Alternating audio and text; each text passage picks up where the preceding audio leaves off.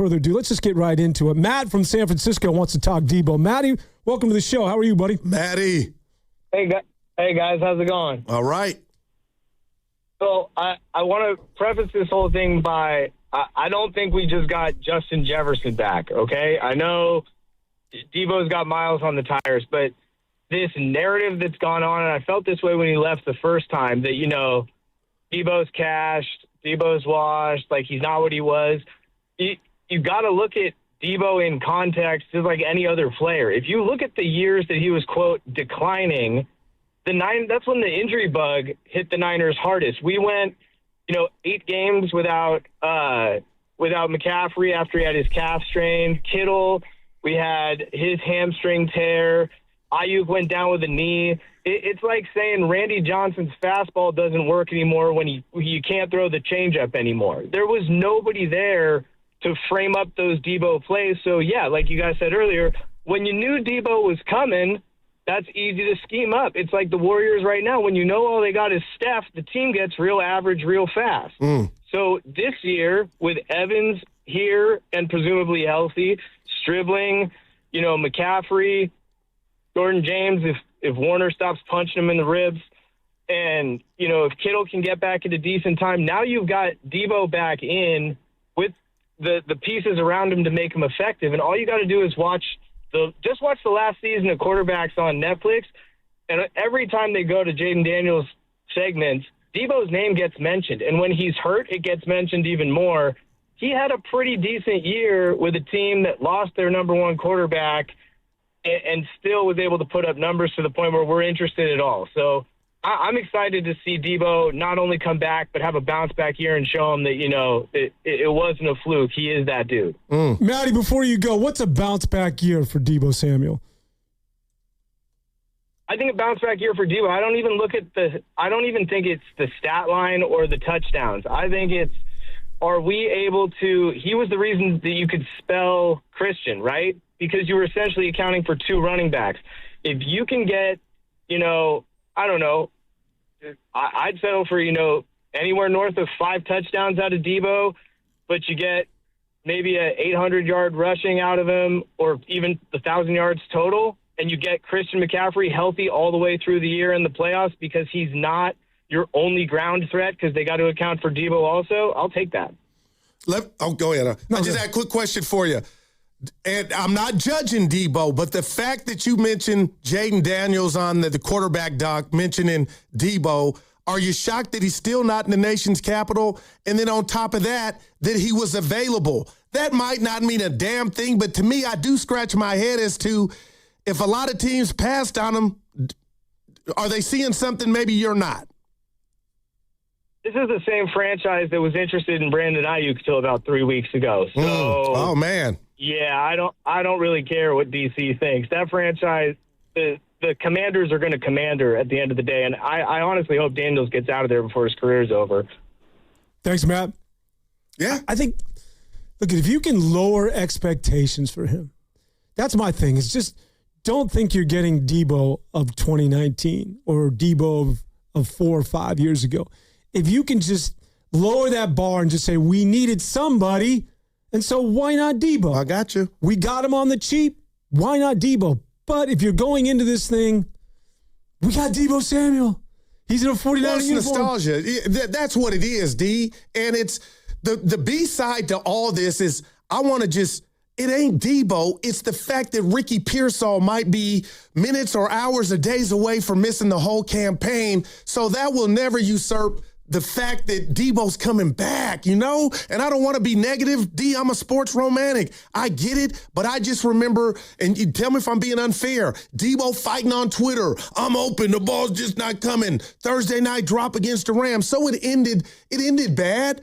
Okay, he went and he was serviceable with the Commanders, but the bottom line is Kyle won 12 games with all the injuries they had to endure. Maybe it was best for both parties to get away for a year, and we don't know if he'll never say it. Damn, I wish I had Deebo for this or that this past season. So maybe he comes back.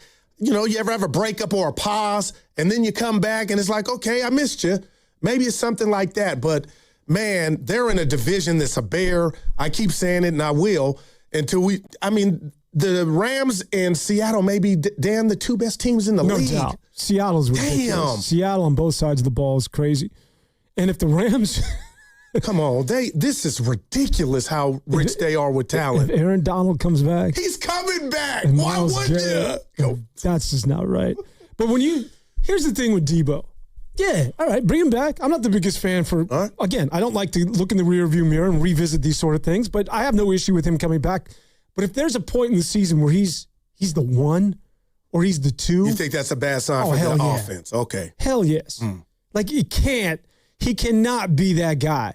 If he just wants to sort of be a background guy and you forget about him and all of a sudden he gets a seam route or Deebo gets a little hitch pattern running over guys because he's sort of this now unexpected, we forgot about Deebo. And you put a little, 5'11", 175-pound, corner on him and he just took you out. Like if he becomes sort of this, you work him in where he's sort of this element of surprise, not like the focus of your offense when you spread the field and go 4 wide. Like those days are done. Like if you get him in more of a specific role now that's really mitigated from where he was the last time he was the 49ers. I feel that. Bring it on. But if he's going to line up as your number 2, if he's going to play as Juwan Jennings, or if he's going to be, if Mike Evans, knock on wood, goes down with an injury, we got Deebo, well, then you're in trouble, man. Yeah, you are. And I just wonder, I mentioned, the Rams in Seattle, but how many defensive coordinators and defenses in general look at this Niner set of receivers and how much fear there is there. Kirk, they brought in. He's got a hamstring issue already.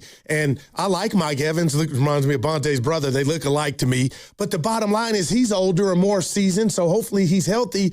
But that's why this rookie strip, he's got to pop because I just don't know how much fear the Niners receivers as a group are scaring opposing. Man. Very little.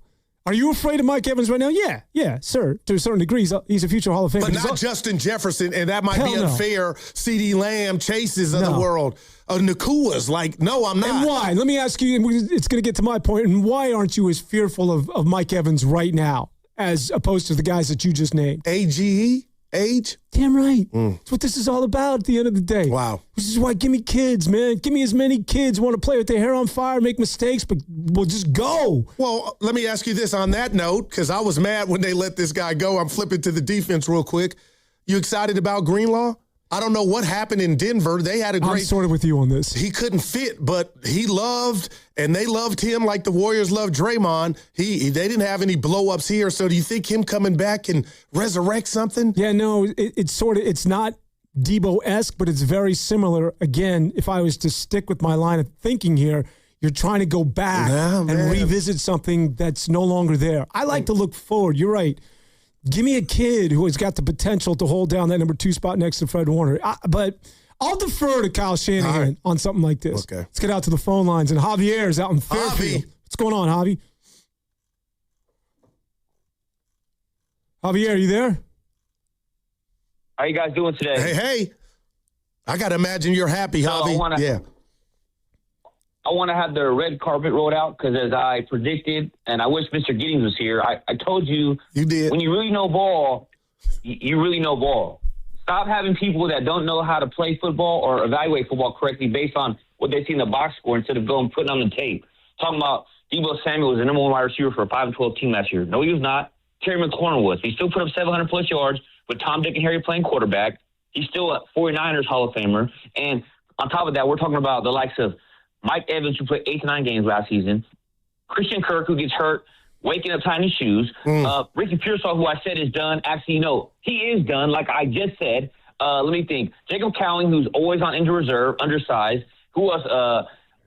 Let me think. We got, Demarcus Robinson, a journeyman, what we label in the NFL. And then you have the other receiver they got from Ole Miss that also was injured last year. At the end of the day, the Niners have players on this roster that are not proven commodities. We keep talking about want to bring in the young guys.